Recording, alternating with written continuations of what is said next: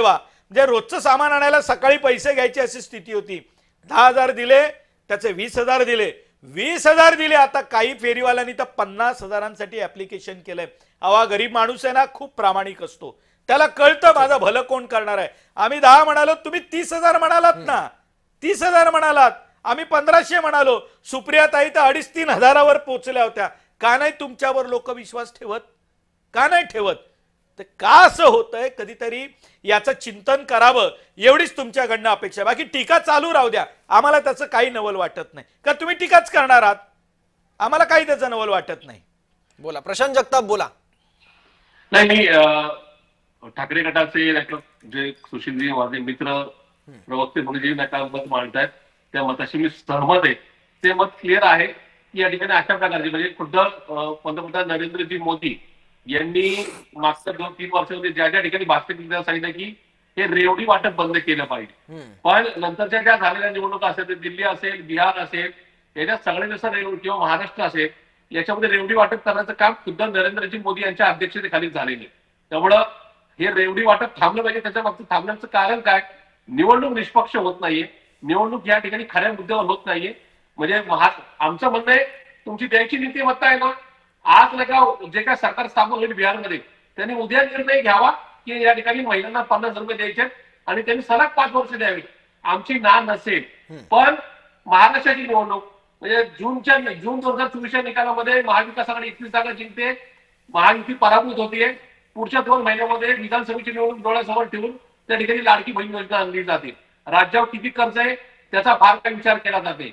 देशावर किती कर्ज आहे ते त्या ठिकाणी लक्षात घेतलं नाही. त्या ठिकाणी स्वर्गीय पंडित जवाहरलाल नेहरूंपासून स्वर्गीय मनमोहन सिंगांपर्यंत 68 वर्षाच्या पंतप्रधानांनी या देशाच्या भल्याकरता 57 लाख कोटी कर्ज घेतलं आणि एक पंतप्रधान जन्माला आले, त्यांनी त्या 57 लाख कोटीचं कर्ज 11 वर्षामध्ये 277 लाख कोटी रुपये घेतलं. म्हणजे बाकीच्या पंतप्रधानांनी 68 वर्षामध्ये 20 रुपयाचं कर्ज घेतलं आणि एका पंतप्रधानांनी ज्यांच्या काळात सगळंच म्हणजे मागच्या पंतप्रधानांच्या काळात सगळं फ्री होतं, या पंतप्रधानांच्या काळात सगळं टोल कोडे अमुके सगळीकडे पैसे द्यायचे, तरी सुद्धा कर्ज झालं 80 रुपये. म्हणजे बाकीच्या पंतप्रधानांना काही डोकं नव्हतं का की त्यांनी 68 वर्षामध्ये 20 रुपये कर्ज घेतलं आणि एकाच पंतप्रधानांनी 80 रुपये कर्ज घेतलं.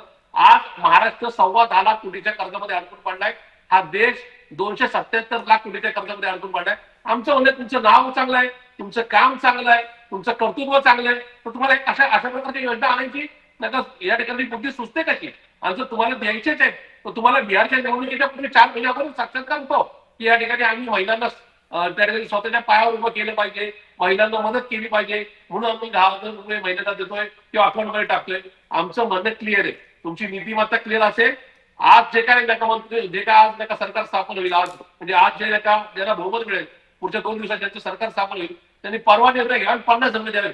आम्ही त्यांची पाठ निश्चित थोपाटू. पण एक लोकशाहीमध्ये हाच तर प्रॉब्लेम आहे की या ठिकाणी एखाद्या पक्षाने म्हणजे लाडकी बहीण असेल किंवा इथं बिहारची योजना असेल, तिथं त्यांनी 1,500 रुपये देऊन केलं की या ठिकाणी विरोधी पक्षाला वाटतं की बाबा महिलांच्या भावना या ठिकाणी कुठेतरी अडकून पडलेल्या, मग 1,500 ऐवजी आपण 3,000 रुपये द्यावे. तसंच त्या का बिहारमध्ये हे 10,000 देत असतील आणि माझ्यासारख्या कार्यकर्ता ज्या बिहारमध्ये वारंवार असं लक्षात येतं की इथं एखाद्याने 10,000 रुपये पगारावर एक वर्षात 1,20,000 रुपये कमवले तर तिथले ते 1 कोटी रुपयासारखे असतात. इतकं बिहार मागासलेलं राज्य. मी बिहार या ठिकाणी भाजपच्या प्रवक्त्याला सांगू इच्छितो, कृपया महाराष्ट्राच्या वेगवेगळ्या जिल्ह्यात फिरा. आता या घडीला प्रशांत जगताप जबाबदारीने सांगेल, या घडीला महाराष्ट्रातल्या प्रत्येक जिल्ह्यातल्या तालुक्यात तुम्ही गडचिरोलीला जा, सोलापूरला जा किंवा कोल्हापूरला जा, सिंधुदुर्गात जा, तिथल्या हॉटेलवर, तिथल्या सोसायट्यांच्या गेटवर बिहारी मुलं वॉचमेन आणि या ठिकाणी गॅरेज काम आणि हॉटेलमध्ये कुठेतरी वेटर म्हणून कामकाज करतात आणि ही सगळी मुलं वय वर्ष 16 ते 30च्या गटातली आहेत. कृपया या ठिकाणी लोकांना फसवू नका. या ठिकाणी बिहार बदललाय आणि बिहारच्या रस्त्यातून तुम्ही आम्हाला सांगताय. प्रशांत जगताप 6 महिन्यापूर्वी बिहारमध्ये होता. बिहारच्या राजधानीमध्ये विमानतळापासून ते अलीकडे 5 किलोमीटरच्या पर्यंतचे रस्ते हे वाईट परिस्थितीत होते.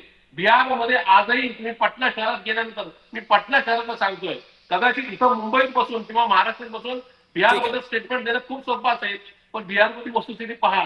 आणि ज्या ठिकाणी बिहारला पाहायचं असेल तर महाराष्ट्राच्या नजरेने पहा. महाराष्ट्राच्या वेगवेगळ्या जिल्ह्यांमध्ये फिरा, त्या ठिकाणी तुम्हाला जर बिहारी मुलं दिसली नाही आणि ती तरुण ज्येष्ठ नागरिक नाही, किंवा वय वर्ष 40-50 मध्ये नाही. माझ्या मी तुमचे जे दर्शक जे महाराष्ट्राच्या चॅनलच्या समोर जे बसलेले आहेत ते जे राज्यातले माझी लोक जे काय म्हणणं ऐकतात त्यांना याच्यावर विश्वास असेल, कारण की त्यांच्या आजूबाजूला सोसायटीच्या गेटवर वॉचमॅन म्हणून गाड्या धुणारे सकाळी पहाटे वेगवेगळ्या सोसायटीमध्ये फिरणारी ठीक आहे, मुलं ठीक आहे. आणि त्या हॉटेलमधील मुलं ही बिहारची किती माहिती आहे